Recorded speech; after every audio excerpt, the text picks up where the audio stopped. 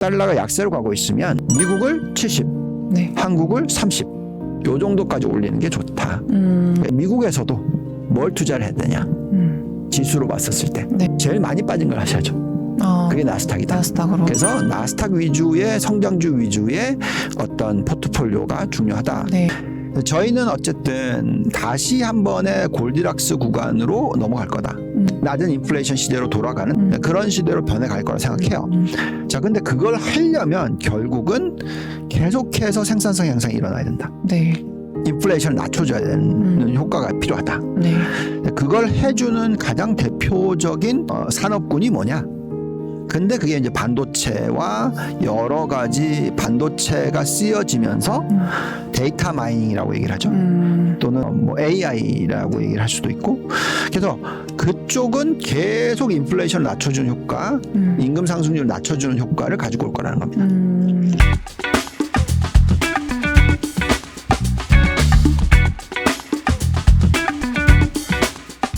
앞으로는 더더욱 업종별, 종목별 구분을 하는 게 중요해질 거라고 말씀 주셨는데 네.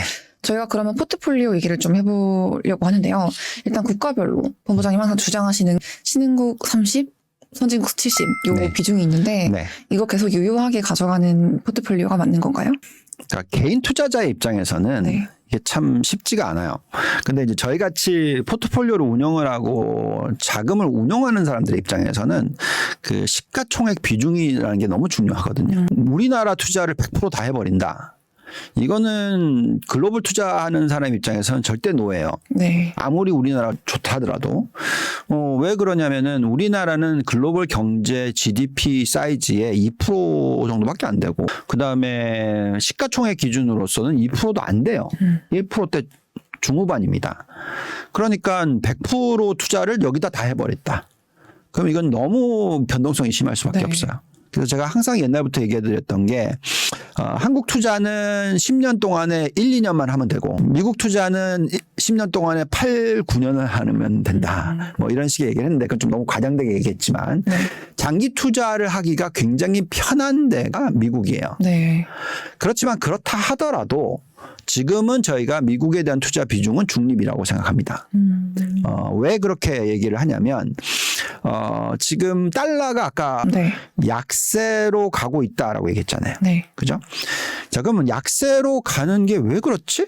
아니, 미국의 금리가 지금 높은데 한국보다 더 높은데 왜 달러가 약세지? 이렇게 질문하실 수 있어요. 네. 근데 이제 그 달러의 흐름 또는 환율의 흐름은 금리만 놓고 계산할 수는 없어요. 그래서 이제 그 흐름이 중요합니다. 근데 금리가 고점을 찍고 떨어질 거라고 예측을 하게 되면 근데 그 나라의 부채 비율이 너무 높다. 재정 적자 폭이 너무 크다. 하면 환율은 절하가 되겠죠. 그래서 지금 딱 미국이 그런 모습이에요. 그러니까 지금 현재의 부채 비율이 일본 다음으로 굉장히 나쁘죠. 그러니까 일본은 보시면 항상 환율이 낮게 계속 절하되는 모습으로 했잖아요. 네. 그러니까 그 정도까지는 아니다 하더라도 미국의 입장에선 지금 정부 부채 비율이 130%니까 일본이 처음에 시작할 때 그 정도였어요. 그래서 어쨌든 간에 그 정도의 부채 비율이 높아요. 네. 그러면 금리는 앞으로 낮아질 수밖에 없겠죠. 왜냐하면 부채가 많기 때문에 이자를 지급해야 되는데 그 이자율이 5%다. 그럼 이건 정부가 망하는 거잖아요. 그렇기 때문에 환율에 대한 리스크가 지금 확실히 생기고 있는 거죠. 네. 지금의 리스크는 이자 보상에 대한 리스크가 생기고 있기 때문에 환율이 절상으로 가기가 어려워지는 환경이다. 여기서 이제 금리까지 떨어지고 있기 때문에 그렇게 보시면 됩니다. 자, 그렇다면 그런 환경일 때 도대체 어떻게 투자를 해야 되느냐 이게 중요해요. 만약에 환율이 깨지면 네. 보통 그 나라가 위기가 터지는 케이스도 있을 수 있어요. 그러면은 제가 볼 때는 지금 주식을 다 하시면 안 돼요. 그러니까 즉 미국이 환율이 지금 떨어지고 있는데 네. 이게 금융위기 터졌을 때처럼 달러 지수가 얼마까지 갔냐면 70대까지 갔단 말이죠. 지금 거의 120 근처까지 갔다가 네. 지금 110대까지 떨어졌죠. 그럼 이게 또 70까지 간다. 이거는 지금 만약 그런 모습이 앞으로 나올 거다. 네. 그러면 다 주식 던지셔야 돼요. 왜냐하면 미국이 못 받쳐주는 거니까. 근데 그게 아니라 천천히 절하가 되는 모습이다. 달러 강세가 아니라. 그러면은 신흥국이 좋아요. 왜냐하면 미국 소비도 좋고 글로벌리 다 좋고 기업 실적도 나쁘지 않고 그래서 신흥국 쪽에 대한 투자 비중도 적극적으로 가져가셔야 되는 거거든요. 그래서 지금 시가총액 기준으로 계산했었을 때 선진국이 전체 글로벌 포트폴리오의 약 80% 정도 돼요. 네. 그리고 신흥국이 약 20% 정도 됩니다. 네.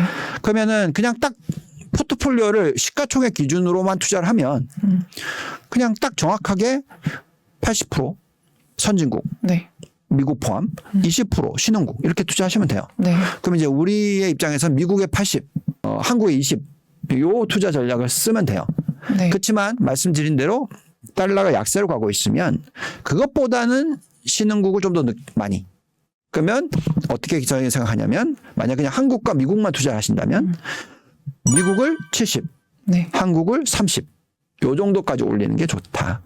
이렇게 얘기를 하는 게 7대3 전략입니다. 근데 이제 여기서 그럼 한 미국과 한국만 투자하긴 또 그렇잖아. 그럼 우리 또 딴 거 좀 투자해보자. 네. 이런 분들도 있으실 거 아니에요. 네. 그러면은 이제 그 30%의 신흥국을 나누는 거죠. 그래서 중국에서 얼마, 뭐 한국에서 얼마, 그 다음에 또 대만에서 얼마. 근데 이제 이거는 전부 다 너무 아시아권이잖아요. 네. 올해는 인플레이션이 떨어지는 가운데서 경기 침체는 안 온다.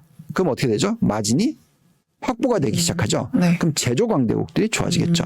그렇기 때문에 한국, 중국, 대만이 중요해지는 거고 여기서 이제 한 발짝 더 나아가면 뭐 베트남 정도 이렇게 지금 말씀을 드리는 거고 그리고 시가총액보다는 더 많이 신흥국에 대해서 투자를 해야 된다. 자, 그다음에 그러면 이제 선진국도 투자를 아예 안 할 수 없거든요. 네. 왜냐면 아까도 말씀드렸습니다만 그냥 신흥국만 100% 다 투자하는 건 이건 너무 리스크가 높아요. 네. 혹시라도 선진국이 안 좋으면 어떡해요? 선진국 10% 빠질 때 신흥국은 30% 빠진단 말이죠.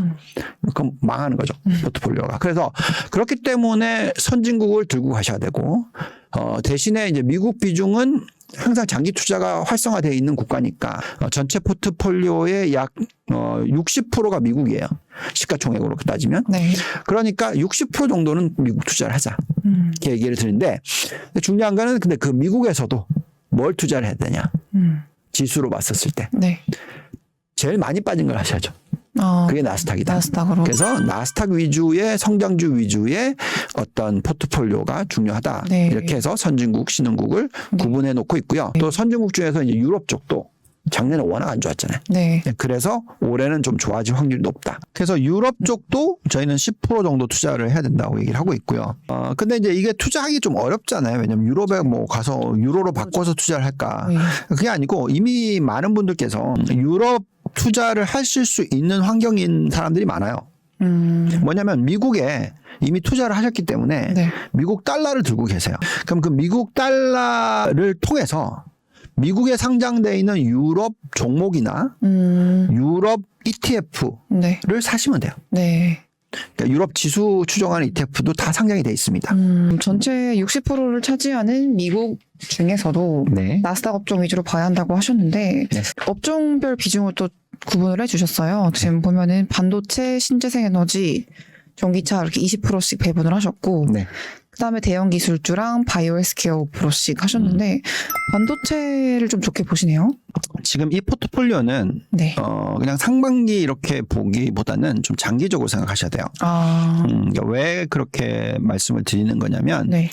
아까 큰 그림을 그려드릴 때 저희가 장기적인 차원에서의 어떤 그 골디락스 시대가 온다라고 얘기를 한다면 네. 어떤 현상이 일어나야 되냐면 전형적으로 생산성 향상이 높아져야 되고요. 그렇기 때문에 임금 상승률이 너무 높지 않아야 되고요. 그래서 인플레이션을 자극하는 요소가 많이 줄어야 됩니다. 네. 2010년대부터 2020년대까지의 어떤 흐름을 보면 네. 그런 기업들이 많이 생겼었죠. 뭐 넷플릭스라든지 뭐 아마존, 구글 그리고 또 최근엔 테슬라. 네. 그러니까 이런 기업들은 다 인플레이션을 낮춰주는 효과를 가져왔거든요. 그죠?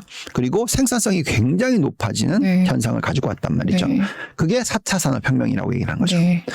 저희는 어쨌든 다시 한 번의 골디락스 구간으로 넘어갈 거다. 그러니까 지금까지는 거의 10몇 년 동안에 너무 생산성이 높아지는 모습이 나왔기 때문에 너무 저소득층이 너무 못 살게 된 거에 있죠. 그러니까 그걸 한번 어저스트를 안 해주면 네.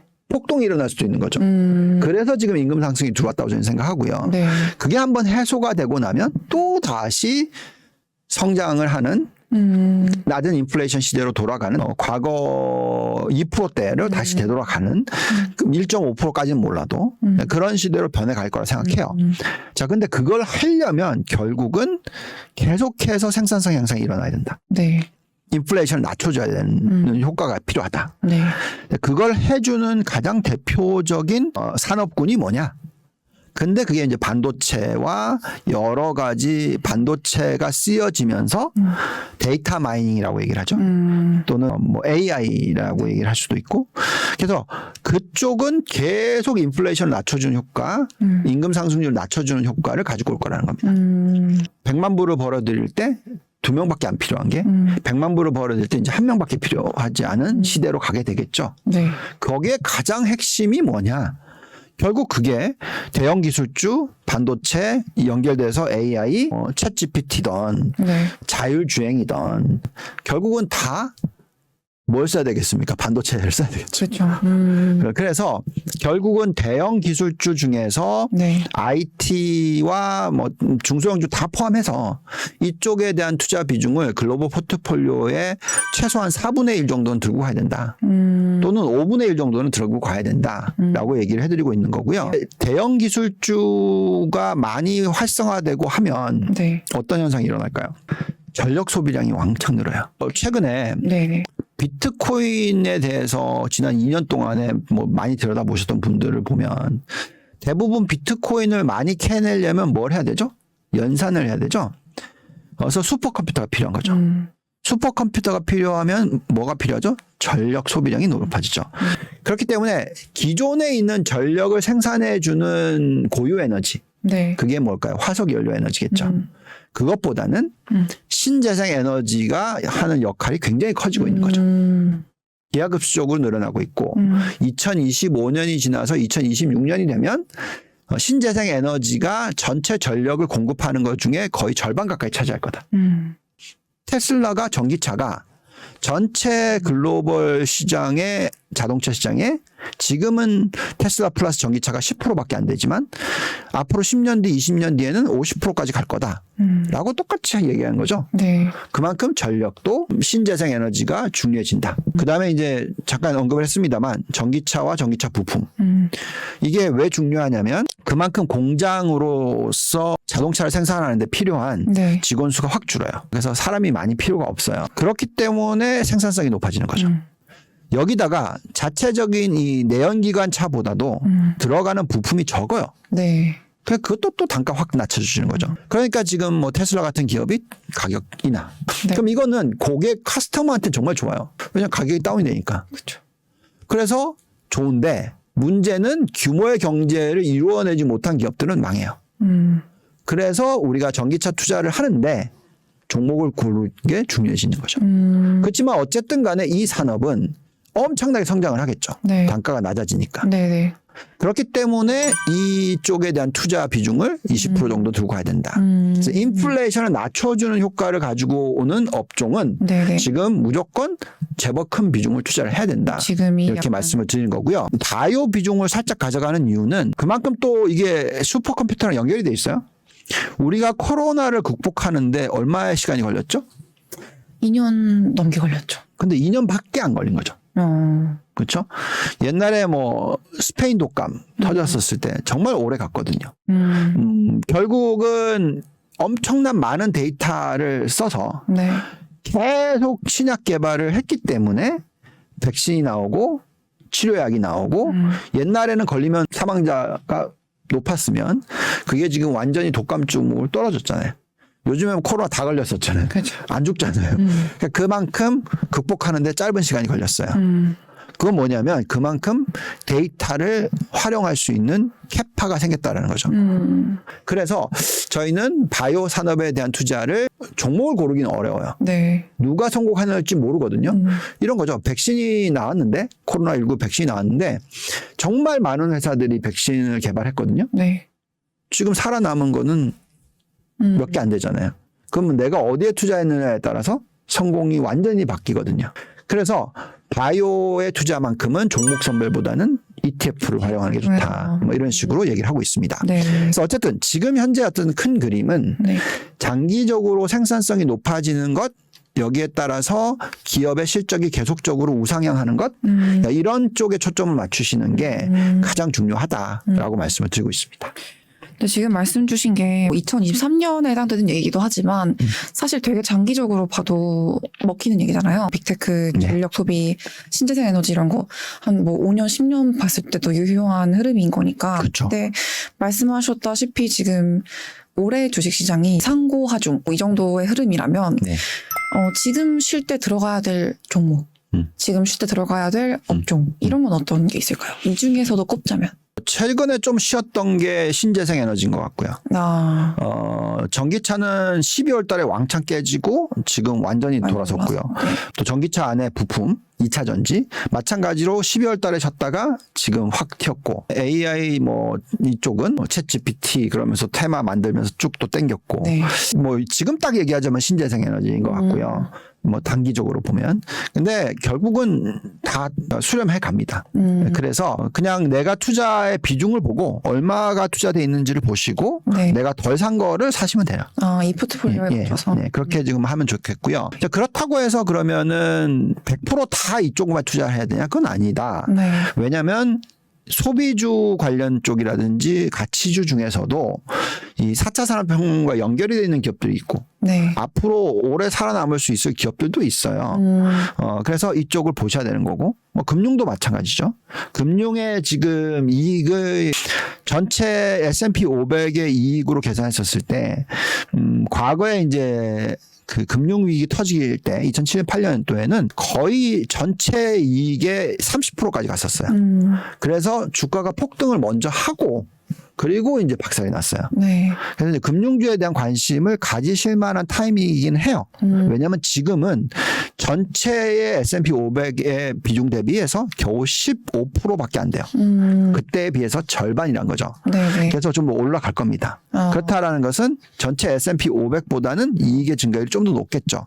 그래서 이제 일정 부분의 금융을 투자해야 되는 거고요. 네네. 주택 건설도 마찬가지로 미국은 가격이 많이 빠지고는 있으나 워낙 재고가 낮아서 가격 경쟁력이 있는 회사들 같은 경우에는 마진 폭이 높아요. 그래서 이런 회사들이 저평가되어 있는 현상이 나오기 시작한 거죠. 네. 그래서 그런 부분도 좀 투자해야 되는 거고. 네. 그다음에 여행 관련 소비들 네. 이런 쪽에 대해서도 관심을 어느 정도 가지셔야 되는 거고요. 근데 이제 이런 쪽은 좀 단기성 또는 올해 연말까지 뭐 아니면 정말 짧으면 올해 상반기 말까지 이런 패턴으로 네. 투자를 하시고 아까 말씀드렸던 이 성장주 투자에 있어서는 좀 장기 패턴으로 해서 메가 트렌드라고 얘기를 하죠. 네. 네, 그래서 테마성이 아닌 네. 메가 트렌드로서 투자를 하고 그렇습니다. 저희가 시간이 되면 채권이나 뭐 다른 여러 가지 자산군도 말씀 나눠보고 싶은데요. 이미 좋은 얘기 많이 해주셔가지고 오늘 네. 여기까지 듣고 네. 본부장님 다음 달에 또 뵙는 걸로 하겠습니다. 알겠습니다. 네, 고생하셨습니다. 네, 감사합니다. 감사합니다.